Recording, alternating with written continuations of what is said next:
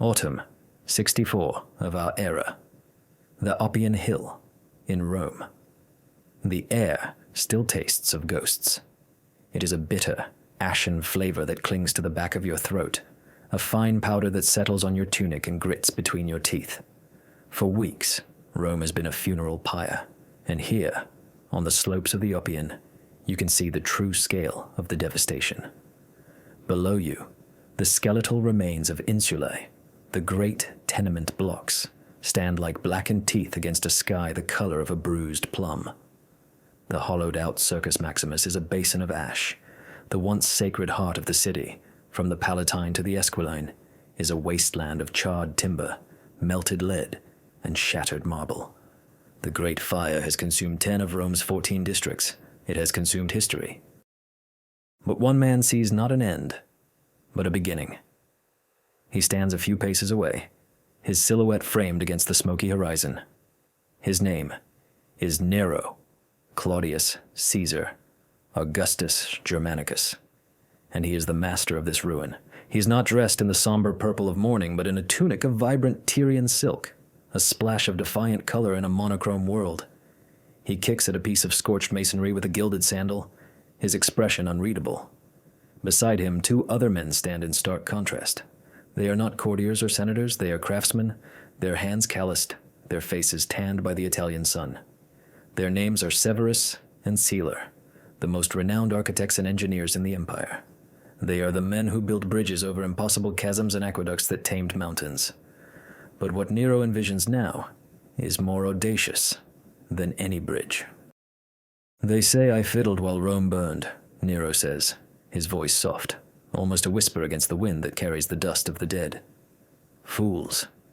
An artist must first clear his canvas. He turns, and his eyes, heavy-lidded but sharp, fix upon Severus. You see this desolation, Severus? This emptiness? I see a garden, a world, my world. Severus, a man of practicalities, of timber stresses and limestone quarries, simply nods. He knows better than to interrupt the emperor's vision. Nero gestures with a sweeping arm, a gesture that encompasses hundreds of acres of prime Roman real estate, now conveniently cleared of its inhabitants and inconvenient structures.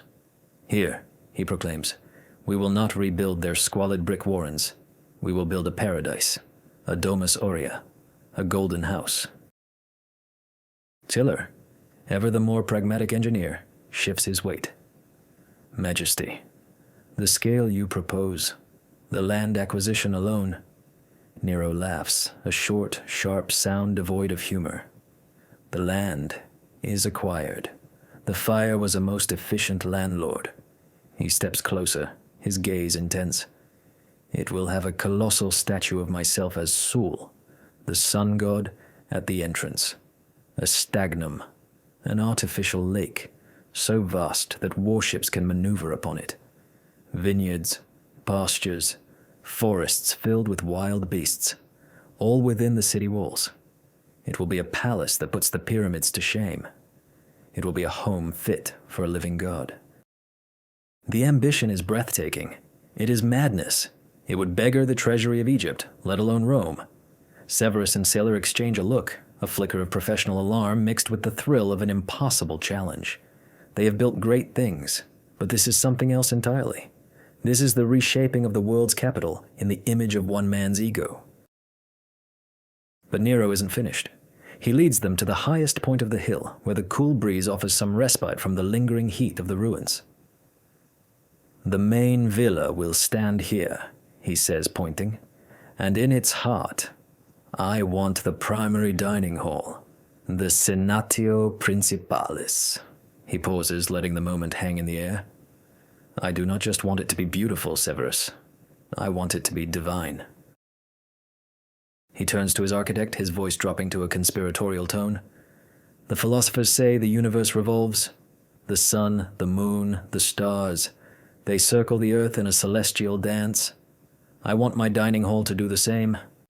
Severus stares at him, uncomprehending. Majesty? It will rotate, Nero says, a slow smile spreading across his face. Day and night. The entire room, or perhaps just the ceiling, will turn, mimicking the motion of the heavens. My guests will dine beneath a moving cosmos. They will feast as the gods do on Olympus. He clasps Severus on the shoulder, his grip surprisingly firm. They say I am a god. It is time my home reflected my station. Can you build it, architect? Can you harness the universe for my dinner parties? The question hangs in the ash-filled air. It is not a request. It is a command. Before him, Severus Sealer, master of stone and wood, sees the problem not as a matter of art, but of pure, brutal mechanics. How do you make a roof weighing hundreds of tons revolve in perpetual silent motion? The principles are unknown, the materials untested for such a purpose. It would require a machine of unprecedented scale and complexity, a hidden engine to power a miracle. It is a task that borders on sacrilege, on defying the very laws of nature. But to refuse the Emperor, especially this Emperor, in this moment of his terrible, fiery rebirth, is to invite a fate far worse than failure. Severus looks out over the smoking ruins of Rome, the canvas for this new, terrifying vision. He feels the weight of an empire's treasury, the lives of thousands of craftsmen, and the burning impatience of a living god on his shoulders. He finally meets Nero's gaze. Yes, Caesar, I can. Months later, the air on the Oppian Hill no longer tastes of ash, but of labor. The scent of quarry dust, green-sawn oak, and the sweat of thousands of men now hangs in the air. The ruin of Rome is gone, scraped clean to the bedrock. In its place, a city of scaffolding rises, a timber skeleton awaiting its marble skin. At the heart of this sprawling construction site, in a large, open-sided tent that serves as their field headquarters, Severus and Sella are at war with physics. The tent is a maelstrom of ideas. Papyrus scrolls showing cross-sections and elevation plans are weighed down with polished stones against the breeze. Wax tablets, scarred with calculations and hastily scratched diagrams, are stacked in precarious piles. Sealer stands before a huge wooden table, his tunic sleeves rolled up, his hands gray with charcoal dust. He's sketching furiously, not with the grace of an artist, but with the aggressive, angular strokes of a man trying to solve an intractable problem. The weight, Keller says for the 100th time, his voice a low growl of frustration. It always comes back to the weight, Severus. He points a dusty finger at a diagram of the proposed dome. Roman concrete is a marvel. It's strong, it's versatile, but it is fantastically heavy. You want a 50-foot dome, decorated with glass mosaics and gilded coffers to spin like a child's top? The gods themselves would struggle with the load. Severus, calmly sipping watered wine from a simple clay cup, surveys the chaos. Then we make it lighter.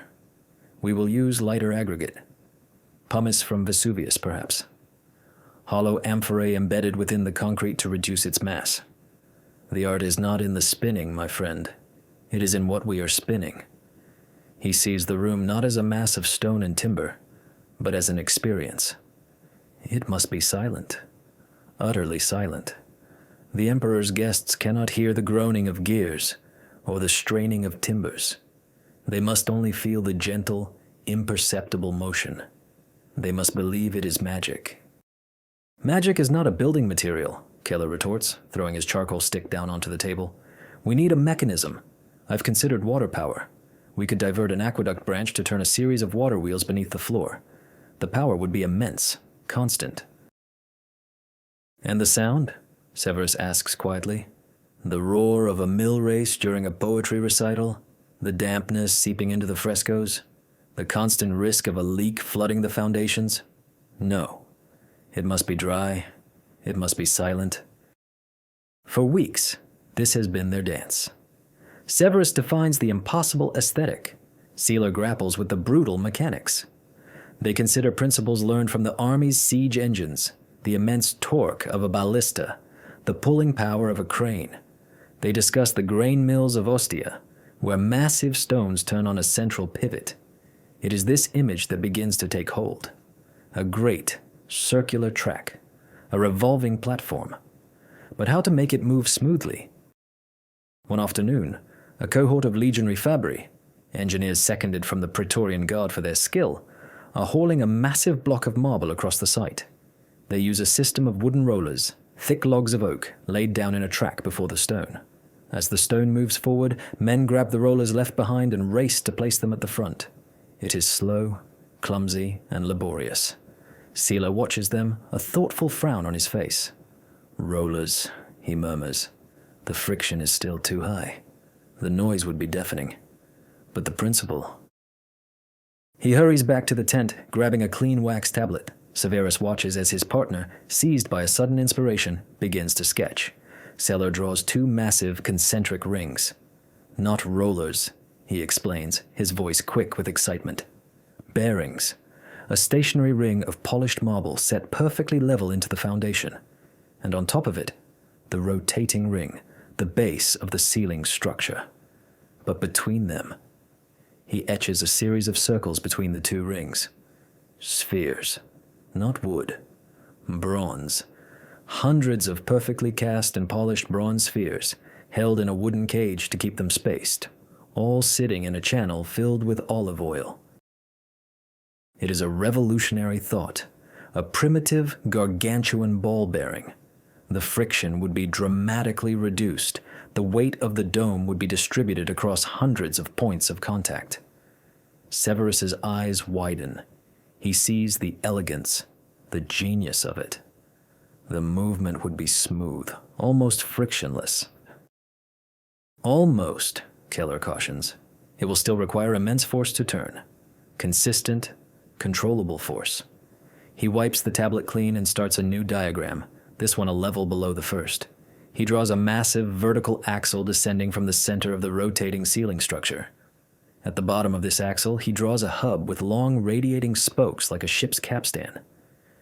"And here," he says, making small marks around the capstan, "is our engine. Not water, not beasts. Men. Slaves. A team of 20, maybe 30, in a chamber deep beneath the dining hall. They will walk in a circle pushing these bars. They are silent, they are tireless, and their speed can be controlled by the crack of a whip. They will be the ghosts in the machine." There it is. A plan. A terrifying, monstrous, brilliant plan. A system of bronze ball bearings lubricated with oil, driven by a hidden engine of human muscle. It is a brute force solution, but it is a solution nonetheless. Severus looks at the drawings, at the layers of complexity, the subterranean power chamber, the precision-engineered bearing track, the lightweight pumice concrete dome floating above it all. It is a machine on the scale of a temple. He picks up Sealer's discarded piece of charcoal. He adds a detail to the top of the drawing of the dome. An oculus, an eye open to the heavens. "Now," Severus says, his voice filled with a new, steely resolve. "We build it." The world above is one of sunlight, of shouting foremen, and the sharp clang of hammer on chisel as the legions of artisans give shape to Nero's dream. But down here, in the freshly carved heart of the earth, the world is one of eternal twilight and damp, cool air. This is Seller's domain. A vast, circular chamber has been excavated from the bedrock, a man-made cavern directly beneath the foundations of the Senatio Principalis. The only light comes from sputtering oil lamps that cast long, dancing shadows, making the half-built machinery look like the bones of some great primordial beast. The air is thick with the smell of wet soil, lamp oil, and the sharp, metallic tang of newly cast bronze. At the center of the chamber stands the colossal heart of the mechanism, a vertical axle of ironwood, a single timber imported at ruinous expense from the dense forests of Germania, so thick that 3 men cannot link hands around it. It rises from a stone plinth and disappears into the darkness of the ceiling, where it will connect to the rotating dome above.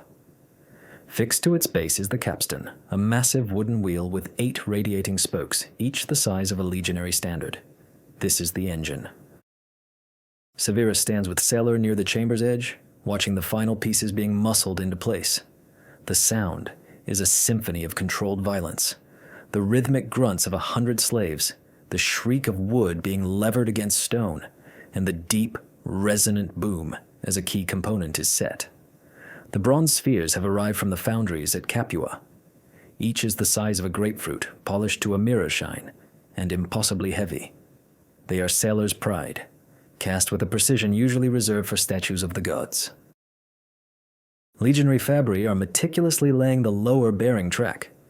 It is a perfect ring of polished granite, its surface ground so smooth that it reflects the lamplight like black water. Every stone has been measured, leveled, and set with a precision that would make a mosaicist weep. A single imperfection, a fraction of an inch's variance could cause the entire mechanism to grind, shudder, and fail. The lubrication channel is finished, Killaire says, pointing to a groove carved into the granite ring. We will fill it with the finest Umbrian olive oil. It should keep the motion smooth for months before it needs to be replenished. A new sound echoes from the tunnel leading to the surface, the clatter of chains and the low murmur of dozens of voices. A column of men is led into the chamber. They are not craftsmen. They are Gauls, Britons, Dacians, captives from distant wars, their bodies lean and corded with muscle from lives of hard labor, their eyes vacant with the dull resignation of the enslaved. These are the fuel for the machine. They are stripped to their loincloths and lined up before an overseer, a grim-faced freedman with a bullwhip coiled over his shoulder. He inspects them as a quartermaster inspects new mules, grabbing an arm here, checking the teeth of another there. He selects 24 of the strongest in motions for them to take their places at the capstan, 3 men to each of the 8 spokes. The gearing ratio is immense, Killaire explains, his voice devoid of emotion as he watches the men being shackled into position. For every full circle they walk down here, the ceiling above will have moved only a few inches. The movement will be imperceptible, as the Emperor demanded. But to achieve that, they must walk for hours, without pause. Severus watches the scene, a knot tightening in his stomach. He is an architect, a creator of beautiful spaces. He had imagined frescoes, light, the laughter of guests. He had not pictured this subterranean gloom, this engine powered by human misery. The slaves stand silently, their hands gripping the smooth, worn wood of the capstan spokes. Their bare feet are planted on a floor that has been deliberately roughened with sand to provide better grip. They stare ahead into the gloom, waiting. The overseer takes his position on a raised platform, giving him a clear view of the entire team. He doesn't shout. He simply raises a small bronze bell and strikes it once. The sound is clear and sharp in the enclosed space. As one, the 24 men lean forward, putting their collective weight into the spokes. For a moment, nothing happens. The machine resists. The slaves grunt, their muscles straining, their bodies trembling with the effort. Severus can feel the tension in the very air, the immense inertia of the tons of wood and stone above them. Then, with a deep, resonant groan that seems to come from the bones of the earth itself, the great central axle begins to turn. It moves with agonizing slowness, the sound of the bronze spheres shifting in their oil-filled track, a low, liquid rumble rather than a grinding protest. The machine is alive. The overseer strikes the bell again, a steady, rhythmic beat. Clang, clang, clang. It is the pace setter. The slaves fall into a lurching circular rhythm, a hypnotic shuffle in the dim light. Their world is now reduced to this single, endless task, to walk, to push, and to obey the bell. They are no longer men, but cogs in a machine of Nero's vanity. They will never see the celestial ceiling they are turning. They will never hear the applause of the Emperor's guests. Their only reality will be this dim, circular chamber, the feel of the wooden bar against their shoulders, and the endless rhythm of the bell. Sealer nods, satisfied. It works. The tolerances are perfect. Severus says nothing. He looks at the slow, inexorable turning of the great wheel, at the shadowed faces of the men who power it. He had been commanded to build a heaven on earth for Emperor Nero. He had not realized it would require its own silent, hidden hell. October, 66 of our era. The Domus Aurea. The day of the unveiling has arrived. 2 years of ceaseless, frantic labor have culminated in this moment. The Domus Aurea is a sprawling masterpiece of audacity, a city within a city that glitters with gold, ivory, and mother of pearl. Fountains whisper in manicured gardens, exotic beasts roam in private forests, and the colossal statue of Nero as the sun god, the Colossus Neronis, towers over the entrance, its gilded face catching the afternoon light. But the true jewel, the secret heart of the palace, is the Senatio Rotunda, the rotating dining hall. Tonight, Nero will host the Tiridates' Eye of Armenia, along with the most powerful senators and patricians of Rome. It is a political masterstroke, a display of wealth and power meant to awe a foreign king and intimidate his own subjects. For Severus and Celer, it is the final test of their sanity and skill. They stand discreetly in a service alcove, hidden behind a heavy tapestry, their fine ceremonial togas feeling alien and restrictive after years in dusty work tunics. They are architects, not courtiers, and the nervous energy in the air is a palpable thing. From their hiding place, they can see the room. It is breathtaking. The stationary outer walls are decorated with frescoes depicting the labors of Hercules, the figures seeming to move in the flickering light of 1,000 oil lamps. The floor is a mosaic of dizzying complexity. But the ceiling is the miracle. It is a perfect dome, appearing to float unsupported above the diners. Its surface is a deep celestial blue, studded with polished discs of ivory to represent the stars. The constellations of the zodiac are inlaid with painstaking detail using crushed lapis lazuli and gold leaf. At the dome's apex is an oculus, open to the night sky, and as dusk has fallen, the first real stars have begun to appear, mingling with their glittering replicas. More ingeniously, hidden channels and pipes are built into the structure. At a signal, servants will release perfumes, a fine mist of saffron and rosewater that will rain down upon the guests. At another, flower petals will flutter down from hidden compartments. It is a multi-sensory theater designed to overwhelm. The guests begin to arrive, their voices a low murmur of astonishment as they enter the room. They recline on couches of citrus wood and ivory, their eyes drawn inexorably upward. They point, they whisper. Is it a trick of the light? A painted masterpiece? They have no idea that the entire canopy of heaven above them is, at this very moment, in motion. Nero makes his entrance. He is a vision in a toga embroidered with gold thread, a laurel wreath of solid gold on his head. He soaks in the adulation, the gasps of awe, his smile wide and genuine. He leads King Tiridates to the place of honor and claps his hands for the feast to begin. Beneath their feet, deep in the earth, the bell is ringing. Clang, clang, clang. 24 men, their bodies slick with sweat, lean into the wooden spokes.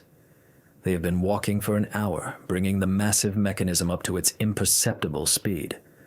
Their overseer watches them without blinking, his expression flat, his hand never straying from the bell. Their world is the smell of oil and sweat, the rhythmic burn in their thighs, the endless circle in the dark. Up above, the first course is served on platters of solid silver. Wine, cooled with snow brought down from the Apennines, is poured into crystal goblets. As the guests eat and drink, a senator, a man known for his astronomical knowledge, suddenly stills. He squints at the ceiling.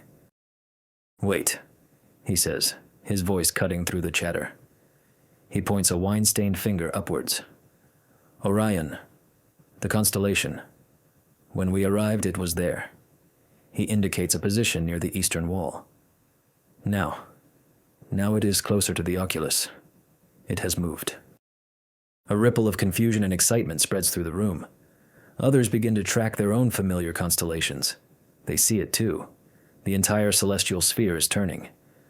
But how? There is no sound, no vibration, no shudder.